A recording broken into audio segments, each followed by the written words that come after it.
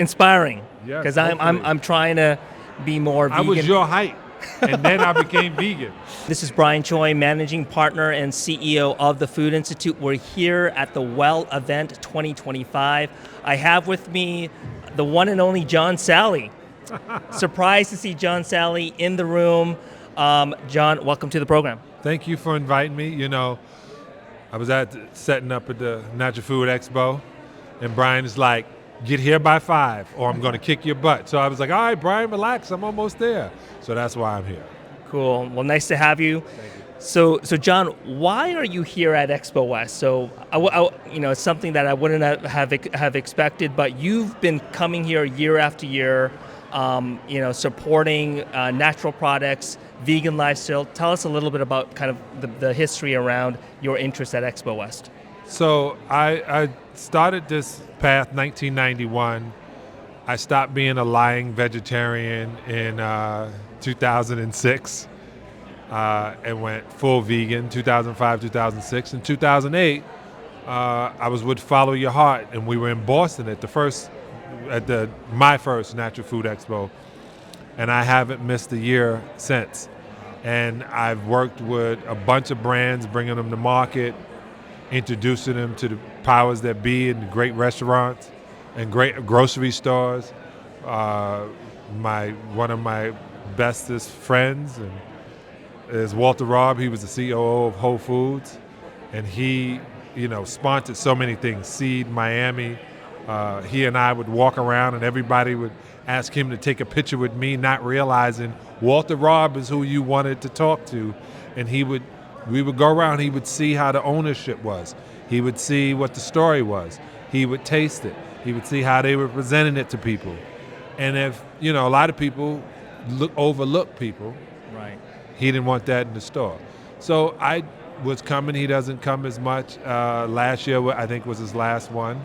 And I still come and I try to help brands, either as an ambassador, influencer, or get on the board. Like Beyond Meat, Ethan was like, I'm going to give you shares and you're going to help me promote.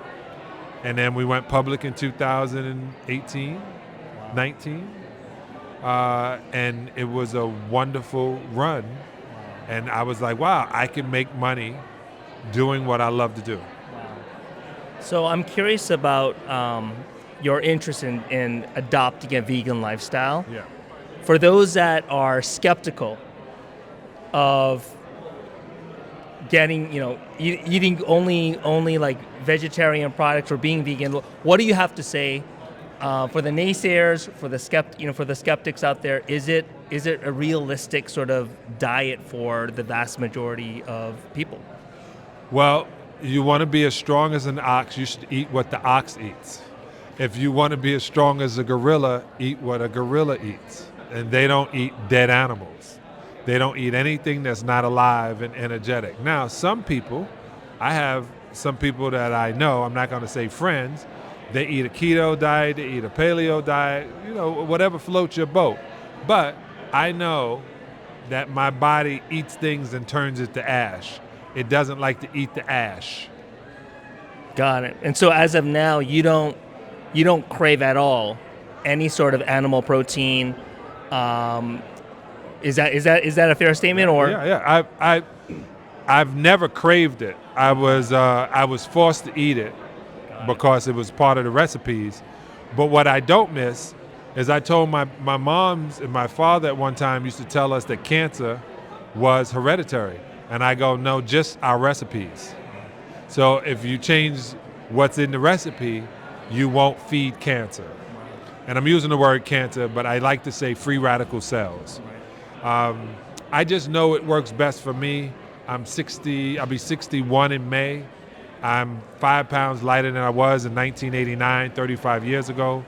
And I know black don't crack, and I know Asian don't raisin, but it does get to a point of, do I get pains? Do I understand this? Just over this long journey, I learned a lot on how to keep this avatar floating through the ocean. Wow, that's amazing. That's amazing.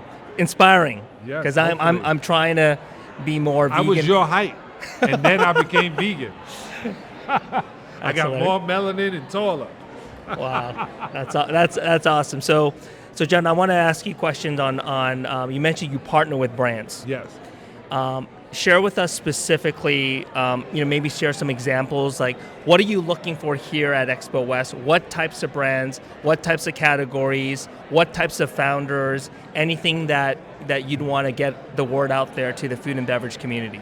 I still in conversation with 𝗟𝗲𝘁 because I think the cider deal is great. I think it's good for your body. I like their taste. I like the line they got going on. BioLife had a great product. 𝗂𝗽 Hill was wonderful. If we had options, I went to Washington, D.C. and spoke in front of Congress and certain people in Congress and a lot of people in the electoral. And I said we have to keep pushing free lunch in schools, free breakfast. But we need more vegetarian, vegan options if we keep feeding them pus-forming drinks and things that lead to obesity. We're not helping them.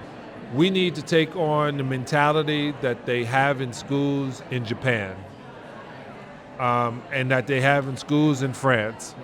Now, they may have animal, but the idea is to teach how to take care of yourself, how not to be lazy and grab the first thing you see. How not to believe that McDonald's, nothing against McDonald's, is a fine dining experience. And when you teach them the idea of food, what is food, vegetables, fruits, and legumes and seeds, and how you nourish your body, we wouldn't have the obesity problem we have. So it's all about teaching, whether from the parents, the teachers, Starts at home. Starts at home, right? So I love that. So you have a lot of friends in high places, and I got a lot of friends that are high too. There you go. So that's great. And so if you're a food and beverage brand out there, you want a partner that loves veganism, that wants to promote brands and partner with brands, you got the one and only John Salley. John, thank you so much and spending time with the Food Institute. Definitely. See, now you don't have to beat me up. He was threatening me. He said, get over here. I got things to do. I got panels. I told you in an interview, get over here. So I was like, all right, B, I'm here. Can you let my family go now? I'm being held hostage. Well, we appreciate it. Thank you again. All right, brother.